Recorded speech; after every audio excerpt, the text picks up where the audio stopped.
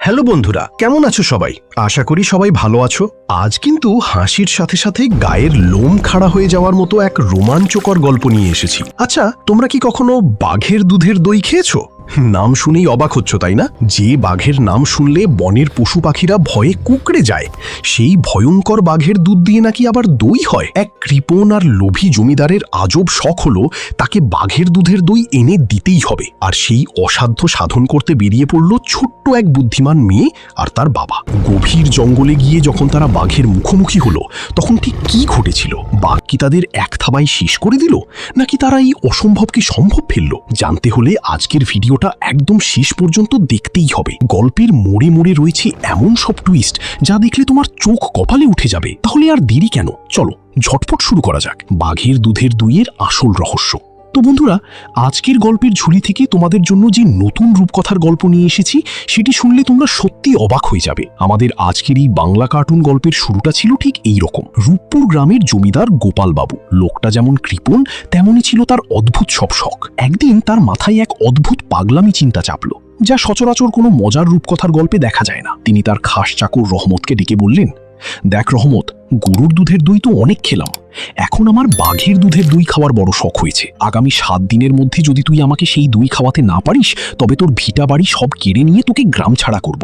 বেচারা রহমত, জমিদারের কথা শুনে তার তো আকাশ ভেঙে পড়ল মাথায়। বাঘের দুধ, সে তো বাঘের নাম শুনলেই ভয়ে অজ্ঞান হয়ে যায়। কাচুমাচু হয়ে বাড়ি ফিরে সে তার 10 বছরের মেয়ে টুনুনিকে সব খুলে বলল। টুনুনি মেয়েটা ছিল একেবারে অন্যরকম, ঠিক যেন ঠাকুরমার ঝুলি থেকে উঠে আসা এক বুদ্ধিমতী আর সাহসী কন্যা। সে তার বাবাকে শান্ত করে বলল, বাবা, তুমি একদম চিন্তা করো না, এই লোভী জমিদার বাবুকে উচিত শিক্ষা দেওয়ার সময় এসেছে। বন্ধুরা, টুনুনি তো কোমর বেঁধে নেমেছে এই লোভী জমিদারকে শায়েস্তা করতে। কিন্তু তোমরা কার দলে? যদি টুনুনির বুদ্ধির উপর ভরসা থাকে, তবে ঝটপট সাবস্ক্রাইব করে টুনুনির টিমে নাম লিখিয়ে ফেলো। দেখি তো আমাদের টুনুনির দলে কতজন সাহসী বন্ধু আছে। পরের দিন ভোরে টুনুনি আর রহমত পাড়ি দিল গভীর সুন্দরবনের দিকে। তাদের এই যাত্রাটা ছিল ঠিক কোনো রোমাঞ্চকর বাংলা কার্টুন ভিডিওর মতো। হাতে ছিল এক হাঁড়ি ঘন গরুর দুধ আর এক মুঠো চিনি। বনের ভেতরে যত এগুচ্ছে, অন্ধকার তত ঘনীভূত হচ্ছে। ঝিঝি পোকার ডাক আর ডালপালার মটমট শব্দে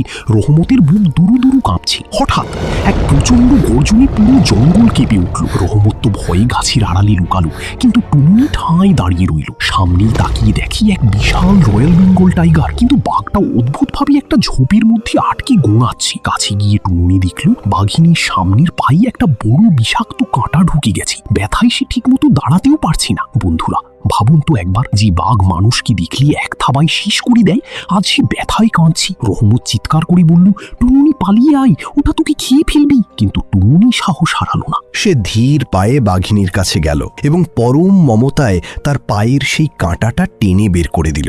বাঘিনী প্রথমে একটু গর্জে উঠলেও পরে বুঝতে পারল এই ছোট্ট মেয়েটি তার পরম বন্ধু। কৃতজ্ঞতায় বাঘিনী টুনুনির হাত চাটতে লাগলো, যাই মজার রূপকথার গল্পে এক অনন্য মোড় নিয়ে এলো। বাঘিনী তো টুনুনির বন্ধু হয়ে গেল। কিন্তু তোমরা কি জানো, এই বাঘিনী কিন্তু টের পেয়ে যায় কারা ভিডিও দেখছে অথচ এখনো সাবস্ক্রাইব করেনি। বাঘিনীর থাবা থেকে বাঁচতে আর এমন রোমাঞ্চকর মোড় মিস না করতে এখনই সাবস্ক্রাইব বাটনটা হালুম করে চেপে দাও তো। টুনুনি দেখলো বাঘিনীটা আসলে মা হয়েছে, তার ছানাগুলো পাশেই খেলছে। সে বুদ্ধি করে তার সাথে নিয়ে যাওয়া সেই ঘন গরুর দুধ বাঘিনীকে খাওয়ালো। এরপর বাঘিনীর থেকে কিছুটা দুধ দোহন করে নিল। টুনুনি আর তার বাবা যখন বাড়ি ফিরছিল, অবাক করা বিষয় হলো সেই বাঘিনীটা তাদের পাহারা দিয়ে বনের সীমানা পর্যন্ত পৌঁছে দিয়ে গেল। এমনকি তাদের সাথে গ্রামের কাছাকাছি পর্যন্ত চলে এলো, যেমনটা তোমরা আমাদের ভিডিওর থাম্বনেইলে দেখেছো। 7 দিন পর টুনুনি আর রহমত জমিদার বাড়িতে হাজির। হাতে তাদের একটা মাটির হাঁড়ি। জমিদার বাবু তো অবাক। তিনি বললেন, কিরে রহমত, সত্যি বাঘের দুধের দই আনতে পারলি? রহমত কাঁপতে কাঁপতে হাঁড়িটা এগিয়ে দিল, কিন্তু টুনুনি একগাল হেসে বলল, জমিদার বাবু, এই দই তো সাধারণ দই নয়। এই দই খাওয়ার একটা শর্ত আছে, যা না মানলে আপনার ভয়ঙ্কর বিপদ হবে। জমিদার লোভাতুর চোখে জিজ্ঞেস করলেন, কি শর্ত? টুনুনি বলল, এই দই যে খাবে তার ঘরের দরজায় যদি কোনো বাঘ ডাক দেয়, তবেই এই দই হজম হবে, না হলে কিন্তু পেট ফেটে আপনি মারা যাবেন। জমিদার ভাবলেন এটা তো অসম্ভব, কারণ কোনো বাংলা কার্টুন ভিডিও ছাড়া বাস্তবে বাঘ কেন তার বাড়িতে ডাকবে। কিন্তু যেই না তিনি দইয়ের হাঁড়িতে হাত দিয়েছেন, অমনি বাড়ির বাইরে এক প্রচণ্ড গর্জন শোনা গেল। হালু! জমিদার বাবু ভয়ে দইয়ের হাঁড়ি ফেলে এক দৌড়ে খাটের নিচে লুকালেন।